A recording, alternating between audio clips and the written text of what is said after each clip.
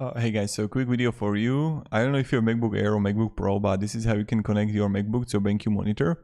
So it's super simple, and how it's done is this. So you're gonna have the HDMI cable and your BenQ monitor, and all you have to do is connect the HDMI cable to your BenQ monitor, and then what you need to do, you need to have an HDMI USB-C adapter, and you just want to connect the HDMI to this adapter, and the ending is going to go to your MacBook.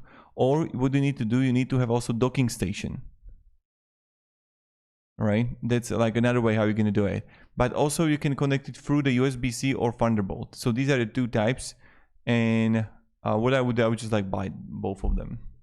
So yeah, like the Thunderbolt and also the USB-C, and to see which one is going to work.